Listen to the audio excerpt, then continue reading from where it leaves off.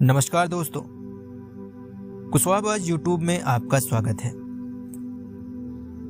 आज की इस वीडियो में हम बहुत ही महत्वपूर्ण और इंटरेस्टिंग टॉपिक पर बात करने वाले हैं, इसलिए आप सबसे हम निवेदन करेंगे कि पूरी वीडियो को लास्ट तक देखिए, वीडियो को स्किप मत करिए। और अगर इस वीडियो में दी गई जानकारी आपको पसंद आती है तो अपने दोस्तों, मित्रों, रिश्तेदारों को शेयर जरूर करिए। तो चलिए आज की इस वीडियो को शुरू करते हैं बिना देरी किए।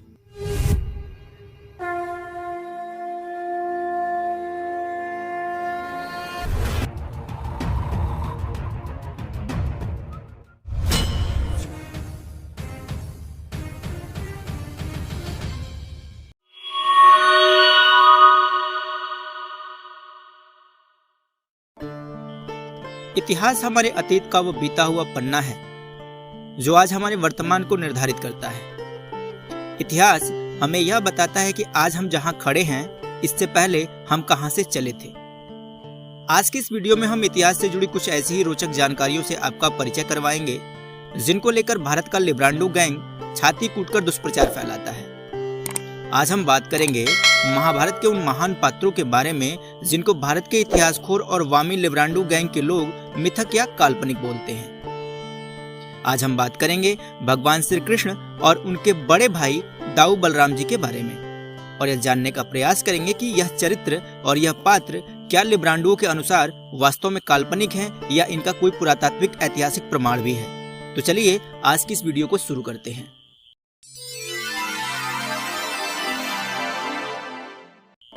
लिब्रांडो गैंग और सड़क छाप साइंटिफिक टेम्परामेंट वाले जाहिलों के अनुसार भगवान श्री कृष्ण और दाऊ बलराम का चरित्र ईसा बाद कल्पित रूप से गढ़ा गया है। इनकी माने तो ईसा पूर्व कृष्ण और बलराम के अस्तित्व या उनसे जुड़ी मान्यताओं का कोई वजूद नहीं था।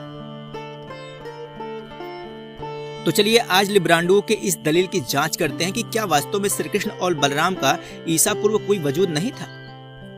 वैसे अगर प्रमाणों की बात करें तो इस बात के पर्याप्त प्रमाण हैं जिनके आधार पर भगवान श्री कृष्ण और दाऊ बलराम का अस्तित्व ईसा पूर्व सिद्ध किया जा सकता है। आज हम आपको ईसा पूर्व प्रयोग में लाए जाने वाले उन सिक्कों के बारे में बताएंगे जिन पर भगवान श्री कृष्ण और दाऊ बलराम का स्पष्ट रूप से अंकन किया गया है। और मजे की बात यह है कि ये सिक्के इंडो ग्रीक सिक्कों से भिन्न शुद्ध भारतीय सिक्के हैं, अतः लिब्रांडो के पास इन्हें झुठलाने का कोई बहाना भी अब नहीं बचेगा।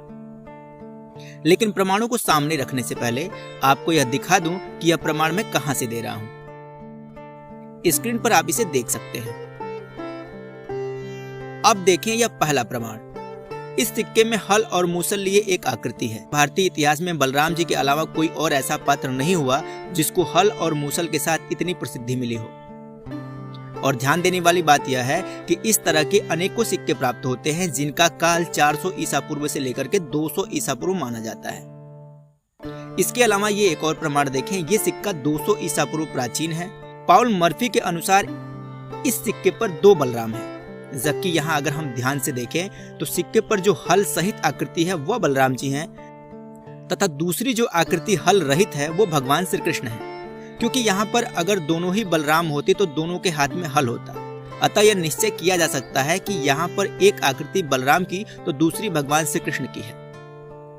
अब चलिए आपको एक और तीसरा प्रमाण दिखाते हैं। ये हरियाणा के हिसार से प्राप्त 200 ईसा पूर्व प्राचीन सिक्के हैं। इस सिक्के में हल और चक्र का चित्रण है। ये सिक्के वृषणी गणों के हैं जो प्राचीन काल से ही श्री कृष्ण और बलराम को अपना पूर्वज मानते थे। उन्हीं के अस्त्रों का चिन्हांकन इनके सिक्कों पर नजर आता है। अतः हल और चक्र के रूप में बलराम और श्री कृष्ण के अस्त्र शस्त्रों का ही यहाँ पर अंकन किया गया है। इस चित्र को देखकर हो सकता है कि कुछ नवबौद्धों को धम्म चक्र के सपने भी आ जाएं और हल की वह स्तंभ के रूप में कल्पना कर लें, क्योंकि आजकल इनके कुछ सड़क छाप इतिहासकार तो यही करते हैं। वैसे मैं बता दूं, विष्णुगढ़ के अन्य सिक्कों में चक्र के साथ साथ शंख, श्रीवत्स आदि वैष्णव चिन्हों के भी संकेत मिलते हैं। इसी के साथ श्री कृष्ण चक्र के अनेकों प्राचीनतम साक्ष्य भी उपलब्ध हैं। अतः ये आकृतियां वासुदेव विष्णु के चक्र की ही आकृति हैं, इस बात की संभावना से इनकार नहीं किया जा सकता। क्योंकि इस चक्र में नवबौद्धों के दावे के अनुसार न तो 6 तीली है और न ही 8, इसमें है कुल 5 तीलियां। साथ ही इन सिक्कों पर हल की आकृति भी है जिसका कि नवबौद्धों की संस्कृति से कोई लेना देना नहीं है। हाँ, ये अलग बात है कि कल को कोई नवबौद्ध यह कह दे कि यह वही हल है जिससे गौतम बुद्ध जी अपने खेतों की जुताई करते थे, तो बात कुछ बन सकती है। गजब बेइज्जती है। खैर जो भी हो, चलिए अब थोड़ा और आगे बढ़ते हैं और ये एक और सिक्का देखते हैं। यह सिक्का 400 ईसा पूर्व से लेकर 200 ईसा पूर्व के मध्य माना गया है, अर्थात यह मौर्यकालीन सिक्का है।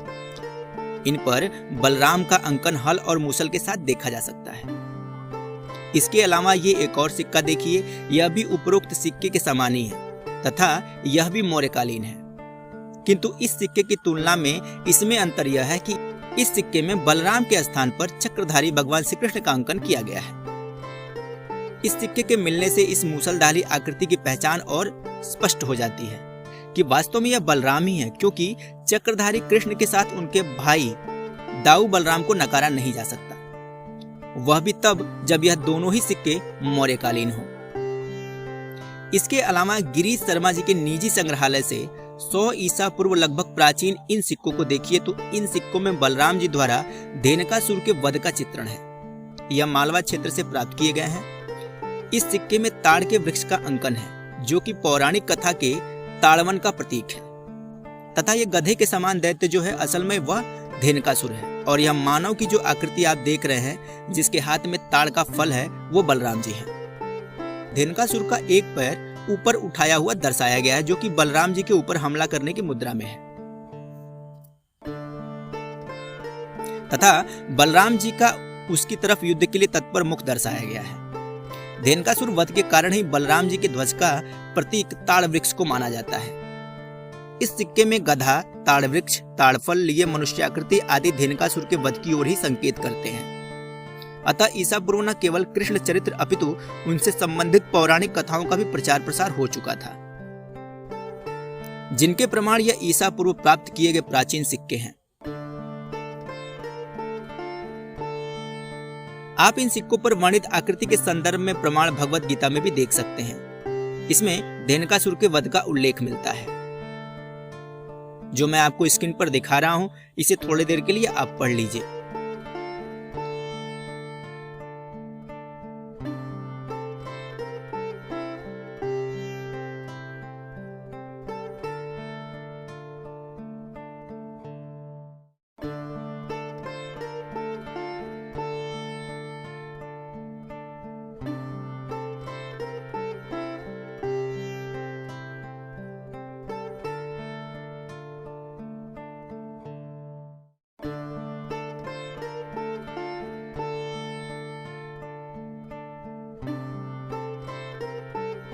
उम्मीद करता हूँ इस वीडियो से आपके ज्ञान में बढ़ोतरी हुई होगी। अगर वीडियो आपको पसंद आई हो तो वीडियो को लगे हाथ लाइक करते हुए शेयर कर दीजिए और एक बढ़िया सा कमेंट करके हमें ये बताइए कि ये वीडियो आपको कैसी लगी। अब मैं फिर मिलूंगा आपसे किसी अगली वीडियो में। तब तक के लिए जय हिंद, वंदे मातरम।